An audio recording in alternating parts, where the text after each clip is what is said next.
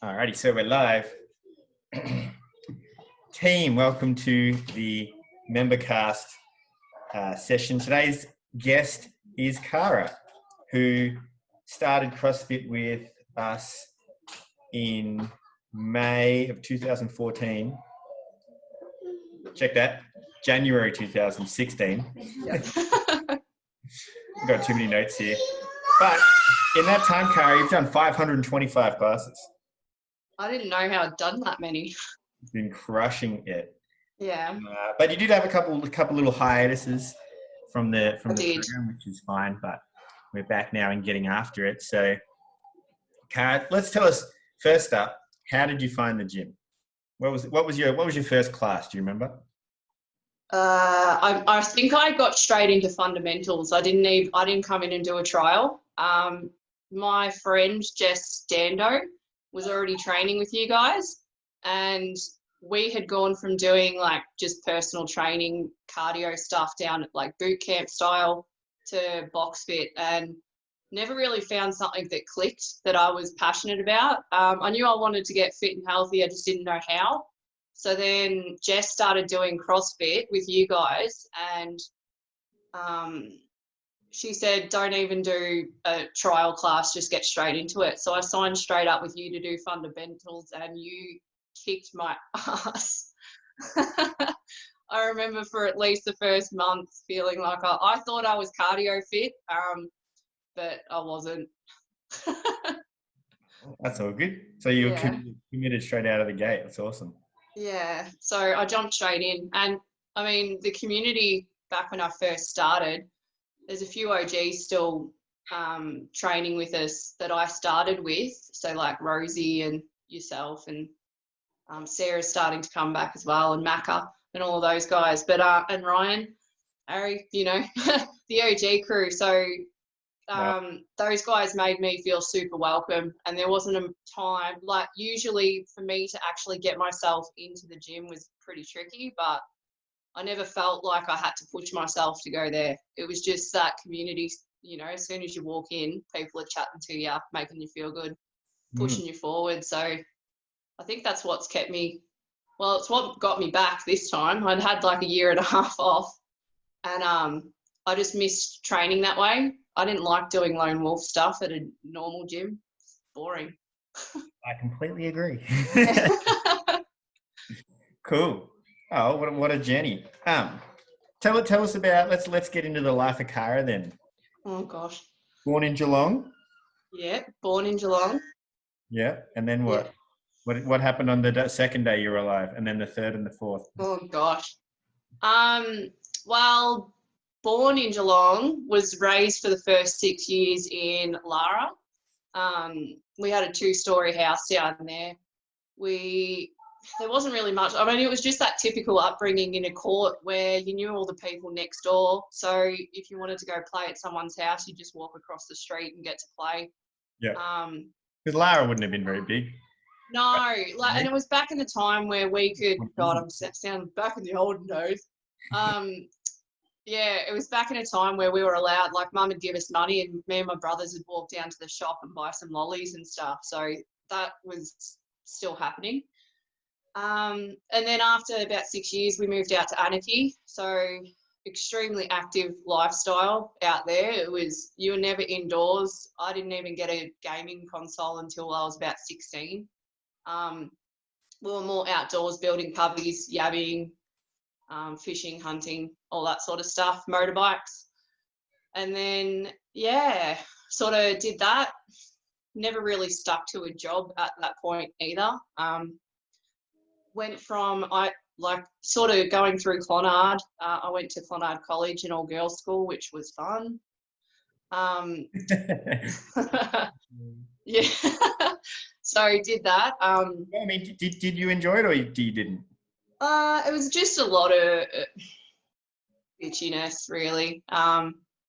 Being a country girl, I wasn't really a city one, so I didn't really mesh well with the city girls. So yeah. I ended up, and I got along, I mean, growing up with 2 brothers, I get along a lot better with guys than I did with girls. So getting thrust into a school where everyone there is a girl, it was a bit tricky, but I just threw myself into sport, to be honest. I did, if there was a sport being offered, I was doing it. So football, cricket, tennis, netball, and then I found rock climbing in about year 9, and I competed for Clonard until the end of year 12. So How do you compete in rock climbing? Like get to the top first or do the hardest? no, so getting to the highest point.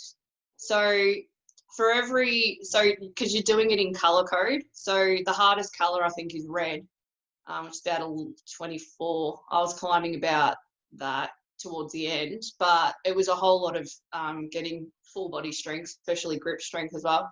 But when you go to in the competition, if you jump up and hit it, it's a negative point. If you grab it and then fall, it's a neutral point. And if you go to push off it, it's a positive point. So they generally that's how they kind of differentiate. Yeah, the higher you get. So for every hold you hit, it's a point, depending on positive, negative, and all of that. Yeah, so I did that right through till about the end of year 12, and I was pretty fit. Like, geez, looking back then, I didn't think I was fit, but looking back, you're just like, damn, I wish I kept going with it. I did do a little bit of Googling, Cara, but I mainly came up with your MySpace page. Oh my God, don't go on about that. I was an emo kid. It wasn't too exciting, but you know. No, it's pretty boring. I mean, you might have found some stuff. They did used to put the competition points up, but I feel like that's going to be gone by now. I couldn't find any rock climbing competition, but I didn't really, honestly. After high school, it was me pretty much partying and no gym and just I went from being out in the country and not being able to do anything to being able to drive and go out in town and all that sort of stuff. So yeah, I probably had about 3 or 4 years of being pretty unhealthy. Were you studying or working or doing anything in that time? Nah, just jump. I was working at Petstock. So I was working as a manager. That's how I met Steph, who trained at your gyms. Yeah, so worked there for about 4 years and then ended up going in and trying to do a year and a half of psychology at uni. Flunked out of that because it's very hard. Made you go back to university? I knew I needed direction and I knew that I needed a career. I just didn't know what it was. And I knew at the time that I wanted to work with kids. I just didn't know how. So there was a moment where I was going to do, work like a child psychologist. Then I wanted to do maybe nursing and work at the children's hospital or something along those lines. But didn't really have the drive to learn the material for that stuff. And then it wasn't until my cousin had kids. I was working in BWS, just being a retail girl in alcohol and just thinking, I know I need to do something, I just don't know what. So I went into the Gordon and did that career quiz and they said that I'd suit a teacher. And then when my cousin had kids, I was really good with them and I was like, do you know what? I do want to be a teacher. So forced myself to go back to Deakin, applied as a mature agee. After you did university for a year and a half in psychology, and then you left and then went back. I left and went back. Yeah, I had probably about 3 years of just doing nothing again. Yeah, so you would have started your teaching degree at like 27, 28, somewhere around there. About 26, yeah. Yeah, right. Yeah, and then I finished it just before I turned 30. So that's why you guys came to my 30th. By that point, I was finishing off my degree and training pretty hard with you guys. Because you went when you were younger, I guess. Do you think going to university younger or older makes much of a muchness? Sort of like, let's say. For me it did. I was not ready to go to uni and knuckle down and do work. I was more wanting the social side rather than actually furthering myself. I was definitely a bit of a party girl. You got to get that out of your system. Yeah, now it's like I just want to stay at home and do nothing. But with all your high school sports, Cara, I'll put you on the spot here. Yeah. You currently play any sport or have plans to play sport or do a recreational activity once the plague ends? Once the plague ends.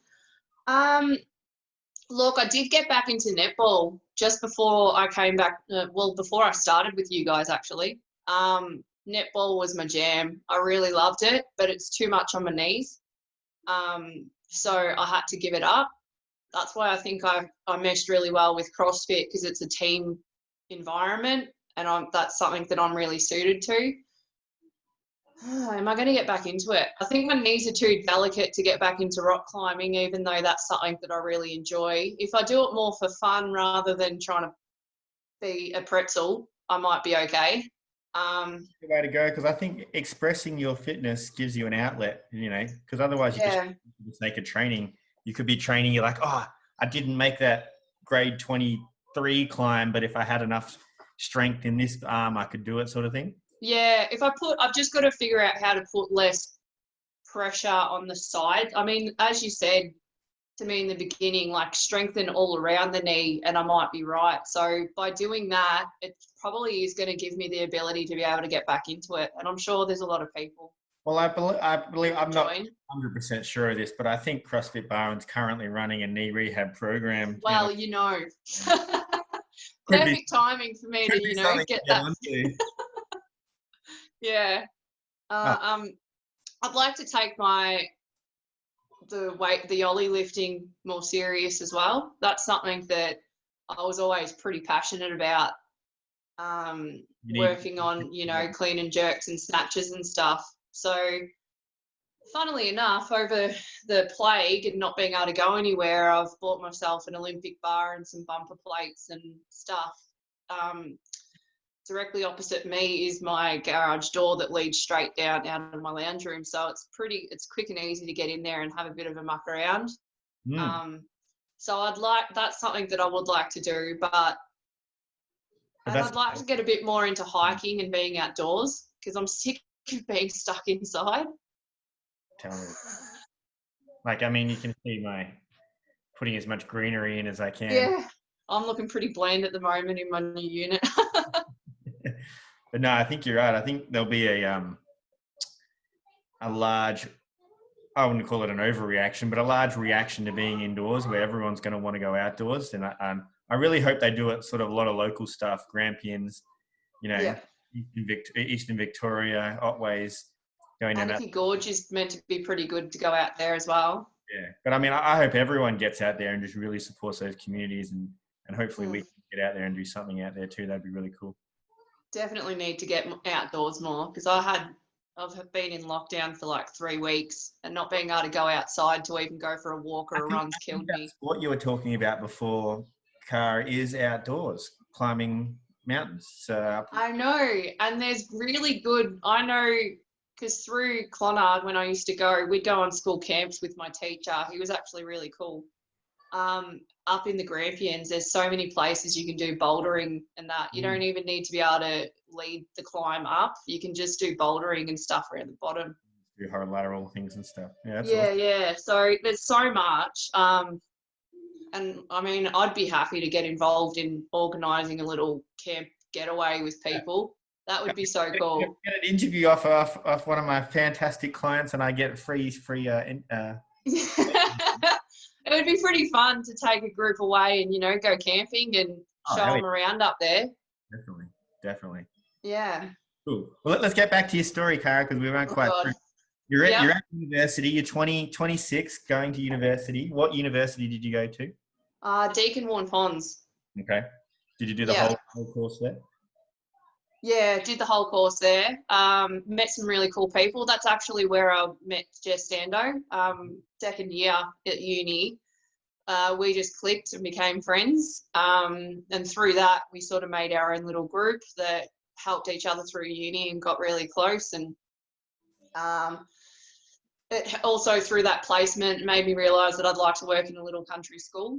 I've done placements in some pretty low demographics, and I've also done it in some fairly high ones, and just preferred that country environment, lay back attitude with the kids. They're a bit more cruisy, love having responsibilities and all those sorts of things. Whereas I taught in some other schools where that's not so much a thing. And There's a little bit now less. where I am, well, after I finished my uni course, through uni, I put on a lot of weight. And so when I finished uni, I went, this weight needs to come off. Yeah, and it was just doing like, you know, personal training type boot campy stuff down at a footy oval, just with like kettlebells and skipping ropes and boxing and that sort of stuff. One of my friends, she'd just lost a whole lot of weight and she charged me $5 a PT session to go down and train with her, and got rid of nearly 20 kilos that way. Awesome. Yeah. Just And then through more movement, essentially. pretty much a lot of body weight stuff, a lot of cardio. Back then I was running. I could do nearly 3 to 5K runs quite easily back then. That was pre knees and hips. Mm. So working on it again now. Yeah. But yeah, when I finished uni, before I finished uni actually, I got the job up at BEAC in August and I didn't finish until November. So I had to really make sure that I passed because I had the job lined up before the uni course finished. But yeah, after that, I think I started with you guys in January, sort of lost my way towards the end, started to put a bit of weight back on. And then Jess said, get your ass into CrossFit. So I did. Awesome. Yeah, the rest is history. Yeah. Yeah, nice. Pretty much. So you said... Then, yeah, I had a bit of time off, which was, I think, like a year and a half. Did nearly 4 years with you guys and then had about a year and a half off. So new beginnings. Yeah. Well, that's all right. I mean, you know, life happens. It's one of these things. Yeah. That's it. Oh, you mentioned you love Olympic lifting. Hang on a sec. Audrey from throwing this into a glass. That's good. Oh. Go get it. Fetch. You said that Olympic lifting's your favoritist. What is your least favoritist exercise?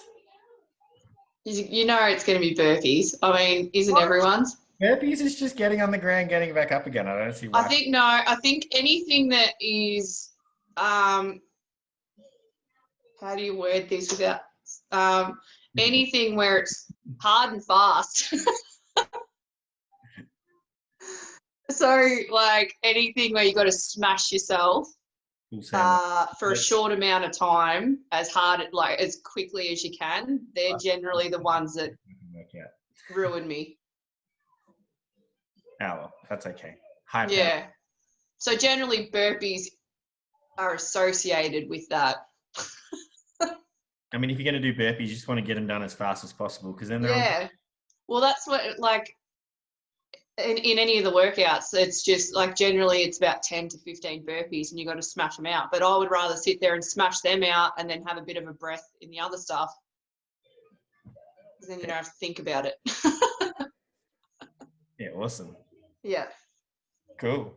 So you said let's see if we can make this interesting. You said you've gained a bunch of weight from partying and then lost a bunch of weight from running. And then gained a bunch of weight again? Yeah, pretty much. I've gained since leaving a year and a half ago, I think I'm about 10 kilos up. Embarrassingly.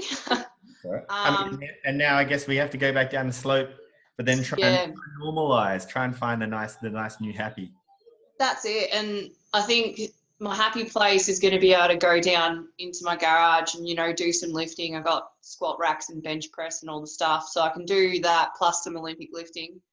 But I think the main ambition for me at the moment is to be able to get running back, because that's something that I haven't really been able to do in about 3 or 4 years. Even when I was in my prime with you, I wasn't really able to do much running because my hips had seized up.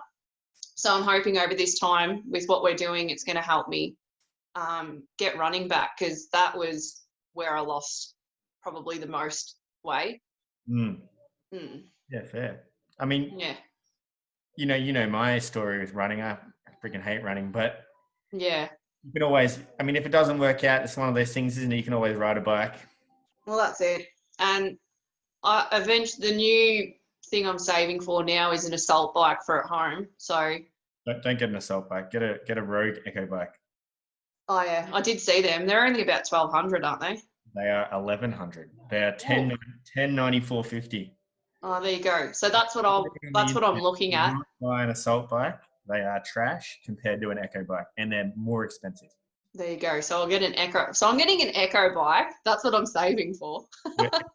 So then if it's bad weather and I can't run, I can have that sitting there. Get on there, yeah, for sure. I mean, you could always just mountain bike as well, because you can do that in any weather. But Yeah, true. I'm a bit uncoordinated. I feel like I would kill myself. I don't want to put words in your mouth, Cara, but maybe an ultimate goal of yours might be to do like a adventure triathlon where you do a trail run, a mountain bike ride, and like a rock climb as an event. I mean, yeah. That would be really cool. I reckon maybe we're just inventing a new race here, right? You start at the bottom of a mountain climb up, downhill mountain bike down, and then like run around it, and that's the race.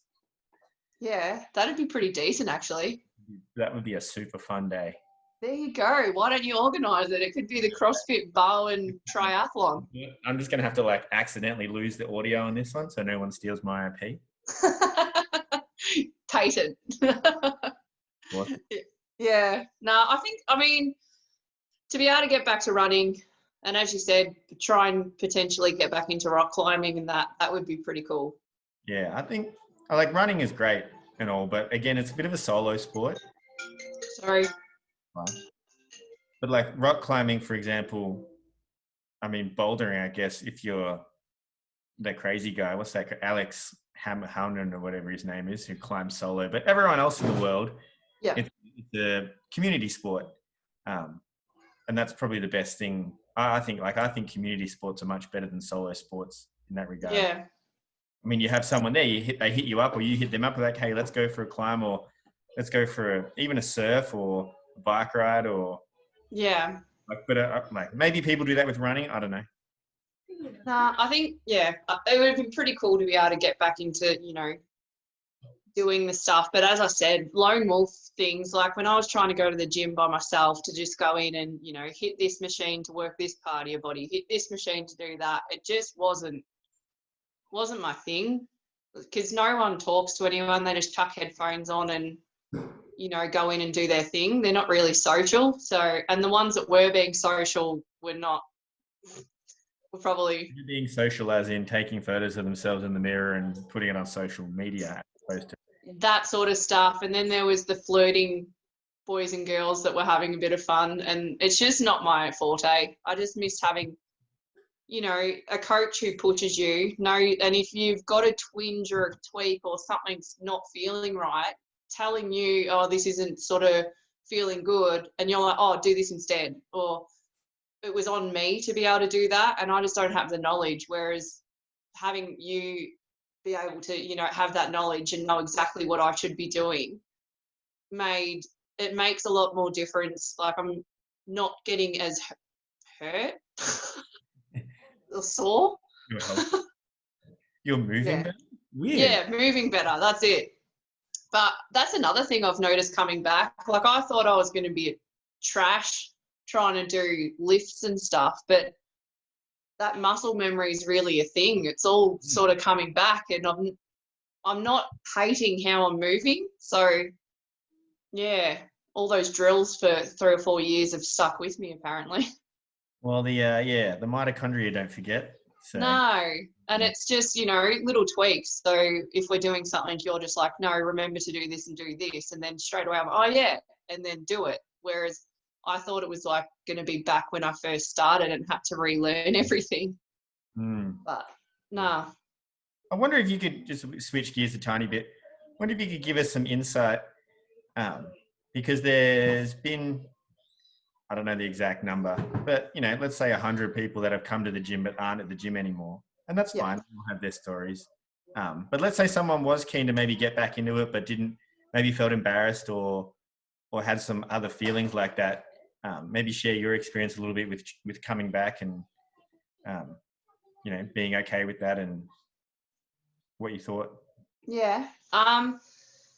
So I was in a bit of a rut. I was sitting there sort of thinking I had to really sort of go back to when I last felt really happy with training, and I felt like I was pushing myself and motivated and getting the best out of what I could be. I knew that I'd put a lot of weight back on.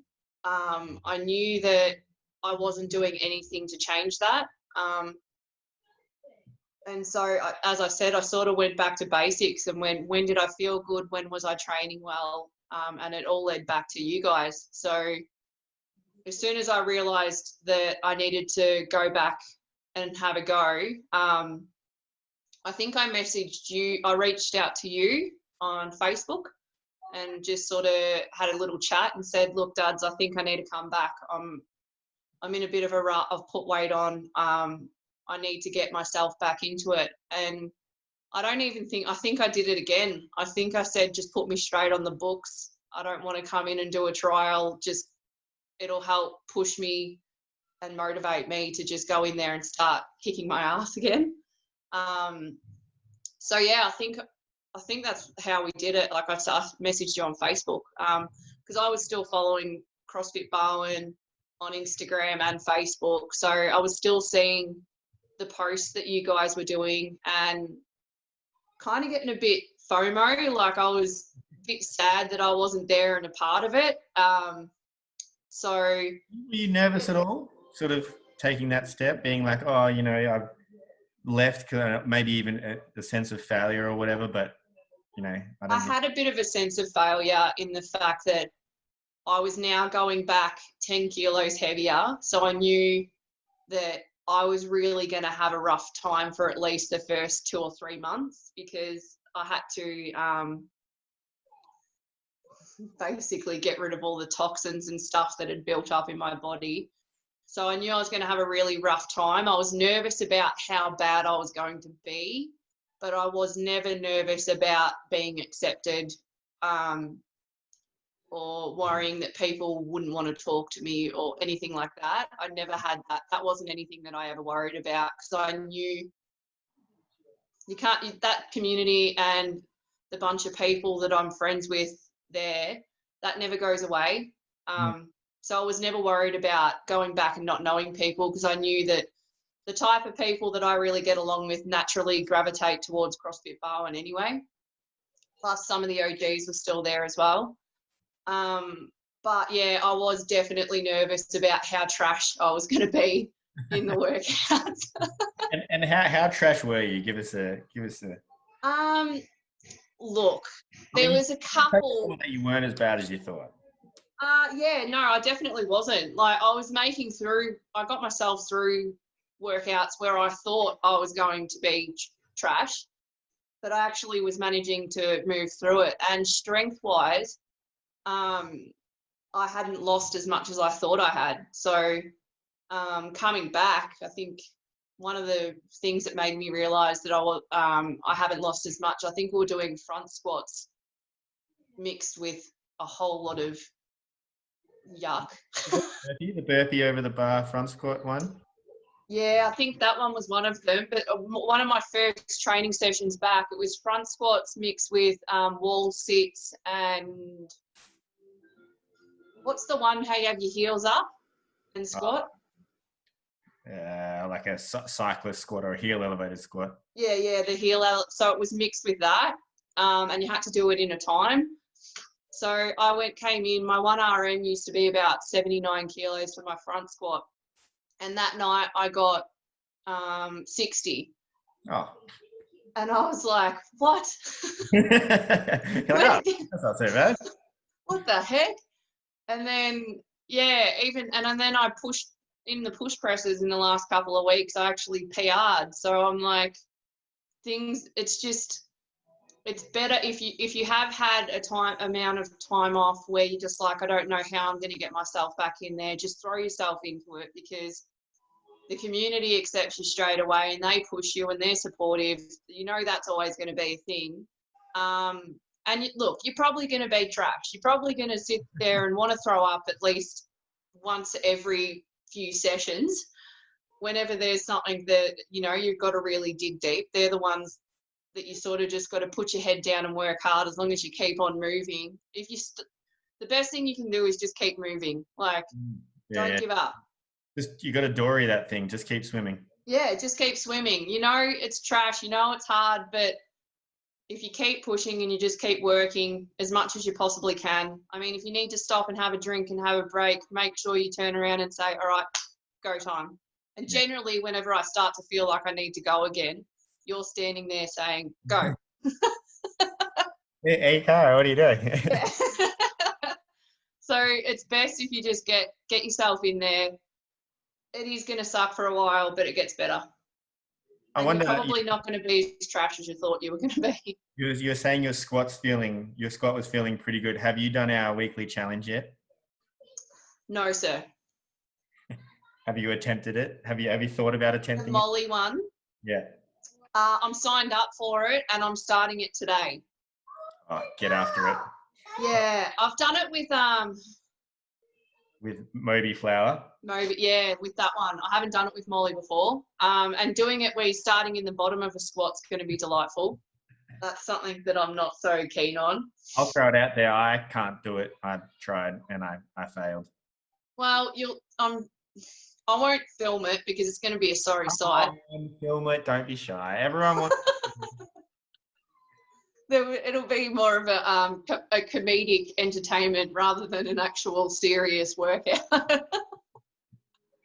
Awesome. Oh, yeah. Oh, what do you? She's turning her hand into a ham. She's so cute. Cool. All right. Yeah. I don't want to take up too much of your time, Cara, because you have to go pretty soon and Audrey's got to go to sleep. But yeah, I'll ask you the 2 questions that I've been asking everyone. Okay. Brace myself. I'm gonna refine these as I go. Tell me first, what is the best non-exercise thing that you do for your health? Any style health. Can be physical or mental. Okay. That's something that I've actually been working on a lot at the moment. I think one of the best things for my mental health was becoming involved in, there's a guy who does online coaching. And so I listened to a few of his podcasts and did an online retreat with him and about 15 other people who were trying to figure out, like, you got to sit down and do some meditation and visualization, figure out what you want to do and where you want to be, and then how do you get there.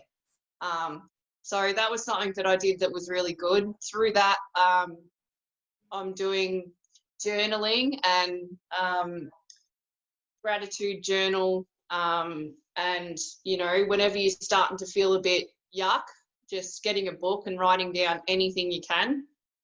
It kind of helps get it off your chest. So that's something else that I've been doing. Yeah, nice. Yeah, just trying to be more vocal about mental health and how you're feeling and what you're doing, rather than trying to bottle it up, because the more you bottle it up, the worse it's going to be. You, Audrey? All right. Sleep time. And then we'll go to the final one, and then that we can get 1% better. What thing do you reckon are you not doing now that you reckon you could implement? Just something small, an extra 1%er that you're going to tell everyone we're going to start. So just one little thing that we can do. Yep, 1%er. Maybe even, I don't want to put words in your mouth, but do the knee rehab program. Yeah. Be consistent with training is that's one of my number one goals that came out of the retreat. Yeah, that's a terrible goal though. Be consistent. That has no numbers or things to it. Let's for me, consistency was at least 4 days a week training. All right, cool. Yeah. Sounds good. We can do that. You can do that. 4 days a week training. Monday, Tuesday, Thursday, Friday. Done. Yeah. Well, in that case, today's your day off. No, I'm going to try. I really do I'm going to try that. And then my bumper plates arrive on Friday. So there'll be a whole lot of that over the weekend. Send me a photo. That'd be cool. Yeah, I'm pretty stoked. I got them from a random mob from Melbourne, but we'll see how we go. See what happens. Yeah. Cool. All right. Yeah. Tara, it's been a pleasure. Do you want to fist pump the side of the screen? Bam. I'll see you soon. No worries. Thanks, mate. All right. See you later.